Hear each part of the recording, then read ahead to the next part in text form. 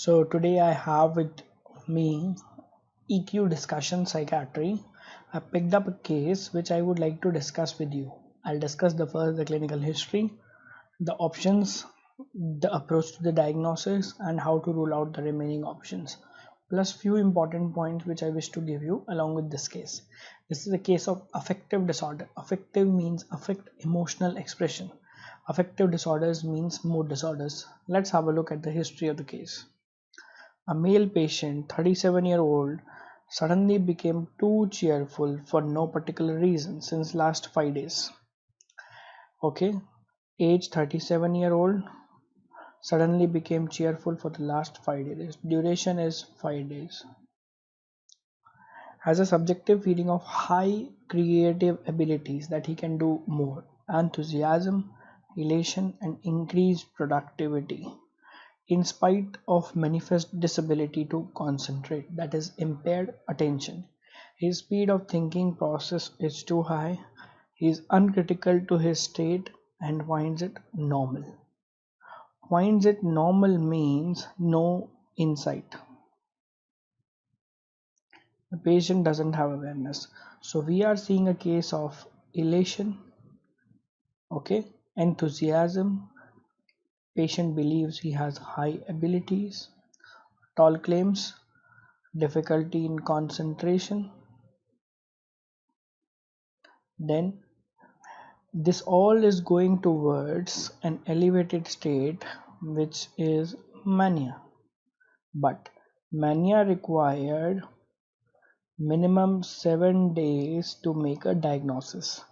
A very common mistake done by this type of question by students, they see the question euphoria, elation, they mark it euphoric mania. No, it cannot be mania because it requires 6 days. Elevated state has one more, that's hypomania, which requires minimum 4 days duration. Answer of this question is hypomania. For those who do not know this concept, have a look here. An elevated mood for minimum duration of 7 days is called mania. A lesser elevation of mood is hypomania, and hypomania require minimum duration of 4 days. Other than this, the severity of the symptom is much more here and lesser here. Although the diagnostic criteria dig fast is applicable in both the cases. Okay, the DSM diagnostic criteria for both of them is dig fast, distractibility, irritability. It is a standard mnemonic.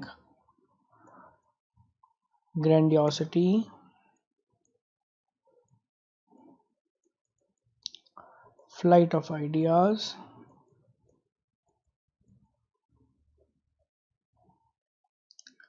activity increased, sleep decreased, decreased need for sleep, more energetic, and talkativeness. This is a standard. Usually what happens, mania may have delusion of grandiosity present or delusion of grandiosity absent. We call it as mania with psychosis or mania without psychosis. Usually mania is with psychosis. In hypomania, most of the cases delusion of grandiosity is absent. Another point is mania may need hospitalization, may not necessarily, and usually hypomania is manageable on the OPD basis, outpatient basis. Although this is not a proper criteria, this is just a way to differentiate. It is written that if the symptoms are requiring hospitalization, it is more likely to be mania than of a hypomania. Another term mentioned in this question is what is the difference between euphoric mania, which is happy mania, versus dysphoric mania, which is irritable mania. Mostly, mania is a convertible form of illness. Euphoric and dysphoric alternate with each other, but two distinct forms are identified: euphoric as well as dysphoric mania. Why not? It is cyclothymia. Cyclothymia is hypomania and subsyndromal depression continuous for a period of 2 years. Neither it has a full-blown mania nor it has a full-blown depression. So what is cyclothymia? Hypomania plus subsyndromal depression episodes continuous for a period of 2 years. That is known as cyclothymia. So coming back to my question, it is not cyclothymia, it is not euphoric mania, it is not dysphoric mania. It is hypomania. One more important MCQ I would like to give you. Nowadays, one mania is considered as bipolar. We do not make a single diagnosis of acute mania. So, mania and depression is known as bipolar 1, and hypomania and depression is known as bipolar 2. A very frequently asked MCQ in your exam: what is bipolar 1 and what is bipolar 2?